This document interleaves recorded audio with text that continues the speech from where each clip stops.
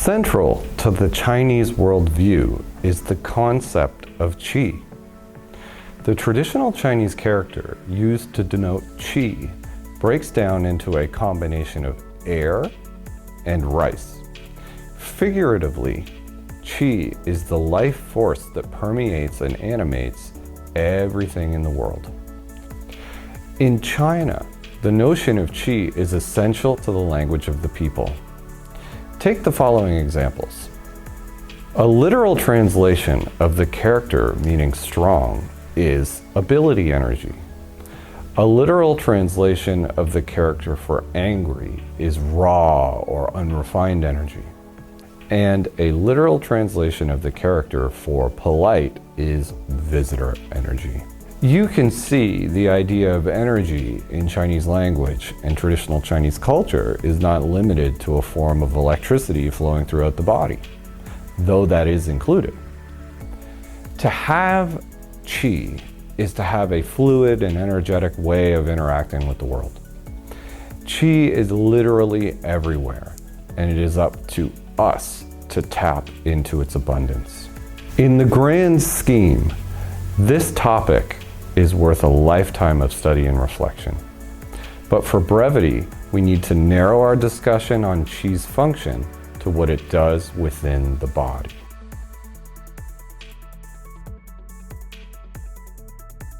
Just as the wind provides the energy for a sailboat to powerfully glide across the surface of the water, so too does qi energize the human body. Qi is the vital energy that promotes the generation and circulation of blood. If your qi is weak, your body will be as well. Everything in your body is dependent on a constant stream of nourishing qi. Qi is responsible for promoting our metabolisms. Qi warms the body and keeps it at a constant temperature so normal physiological functions can take place.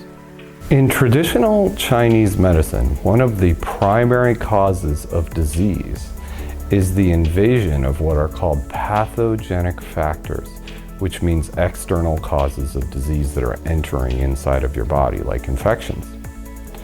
By resisting the entry of external factors into the body, qi defends against their attack and maintains healthy physiological functions. In Western medical terms, you can think of this as a part of the immune system. We can all relate to the image of a strong and healthy body.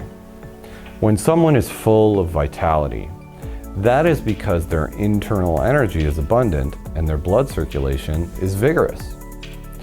The first way that qi promotes vitality is by keeping our blood moving. This prevents the negative health consequences of stagnant circulation. When our blood is flowing and full of nutrients, it can nourish our organs and tissues and prevent premature aging. When someone's qi levels are low, you see issues with fatigue and weak blood. Weak blood has difficulty carrying the oxygen that drives our energy production. Qi promotes metabolism. Metabolism converts the fuel in the food we eat into the energy needed to power everything we do. From moving our bodies to thinking with our minds, it is all driven by energy. Now this is where things get very interesting, because thousands of years ago, ancient Chinese medical doctors figured out a concept that was not discovered in the West until the 20th century. Do you remember at the beginning of this presentation when we broke down the Chinese character for qi and we said that it was air combined with rice?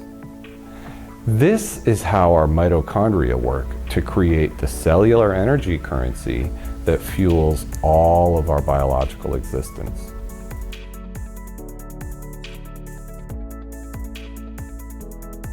So you can see rice provides glucose, oxygen is air, and bioelectricity is qi.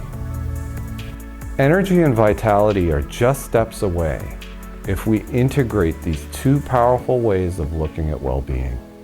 Mitochondria are known as the powerhouses of the cell. They are organelles that act like a digestive system, which takes in nutrients from the food we eat and breaks them down and creates energy-rich molecules called ATP. Promoting the health of our mitochondria produces more cellular energy, and this cellular energy is what the ancient Chinese called qi. Our mitochondria create our energy.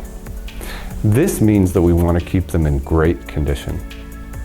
Happy and healthy mitochondria are what drive our cells to perform at their best. There is a catch. Just like many things in life, our mitochondria require a healthy balance between energy production and regenerative maintenance. When our mitochondria create energy, they give off free radicals as a byproduct.